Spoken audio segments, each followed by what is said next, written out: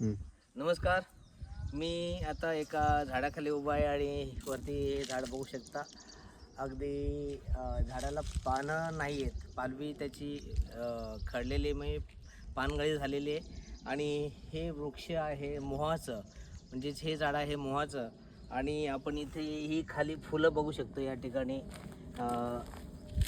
ही जी फुलं पडलेली आहेत, ही मोहाचे फुलं. अगदी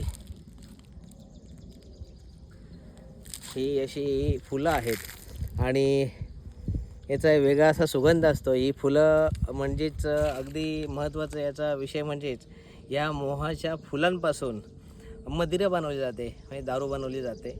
आणि ही फुलं अगदी ह्या सीझनमध्ये फुलं ती पडलेली असतात, ती फुलं वेचून ही फुलं सुकवून त्याच्यापासून दारू बनवली जाते.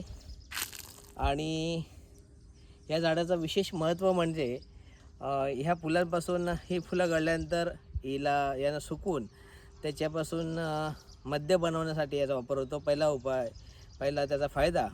दुसरा फायदा असा की याच्यानंतर जी त्याला फळं लागतात त्याला मोहदोड्या म्हणतात. त्या मोहदोड्याची भाजीसुद्धा केली जाते. अगदी खूप छानपैकी अशी त्याची भाजी होते. मग ते सुकवले जातात आणि वर्षभर आपण त्याची भाजी आपण खाऊ शकतो. आणि त्याच्यानंतर त्याच्या बिया असतात, त्याच्या फळातून निघणाऱ्या म्हणजे मोहदोड्यातून निघालेल्या त्या बिया असतात, त्याला मोठ्या म्हणतात. आपल्या खेडेगावातील आमच्याकडे त्याचा प्रचलित शब्द मोठ्या. आम्ही लहान असताना ही फुलं वेचलेली आहेत. ही फुलं सुकवून आम्ही दुकानदाराला विकलेली आहेत. त्यातून आम्हाला त्यावेळेस 2 रुपये 4 रुपये मिळायचे. आणि तीसुद्धा आठवून मला आता जागृत करण्यासाठी हा व्हिडिओ आपल्यापर्यंत पाठवतो आहे. ज्यांनी ही कामं केली असतील, ज्यांनी अशी फुलं वेचून ती सुकवून विकलेली असेल, त्यांना नक्कीच ह्या गोष्टीचा आठवण होईल की आपण या गोष्टी आपण केलेल्या आहेत. तर ही जी फुलं आहेत, ॲक्च्युली ही फुलं खूप औषधीसुद्धा आहेत. आपण तिचा मद्य बनवण्यासाठी उपयोग काही लोकं करतात, तर त्याचा औषधी म्हणूनसुद्धा लोकं उपयोगी करतात. म्हणजेच याच्यापासून फुलापासूनसुद्धा त्याचा फायदा आहे, त्याच्या फळापासूनसुद्धा फायदा आहे. त्याची भाजी केली जाते.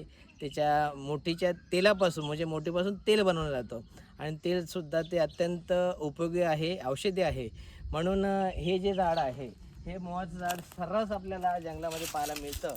आणि ही झाडं आता जंगल जर नष्ट होत असेल तरी ही झाडं अजूनसुद्धा आपल्याला पाहायला मिळतात. आणि ही अगदी त्यांना लावायची गरज नाही. ते ज्या बिया पडल्या असतात, मोठ्या पडलेल्या असतात, त्यातूनच ते रुजतात आणि त्याचं मोठं असं वृक्ष होतं. परंतु जंगल संपदा संपुष्टात जर येत असेल तरी जंगल संवर्धन करणे आपलं काम आहे. आणि निसर्गाचा आपल्याला समतोल राखायचा असेल तर ही वनस्पती या ज्या झाडं झुडपं आहेत ते आपण जगवली पाहिजेत, वृक्ष लागवड केली पाहिजे. आणि अशा प्रकारच्या ज्या वृक्ष आहेत, ज्या झाडं आहेत, त्याचा औषधासाठी, तेलासाठी, नंतर मद्यासाठी अशा प्रकारचा खूप मोठ्या प्रमाणात त्याचा उपयोग होतो. आणि एक जुनी आठवण म्हणून हा व्हिडिओ काढला आणि आपल्यापर्यंत पाठवला आहे. धन्यवाद.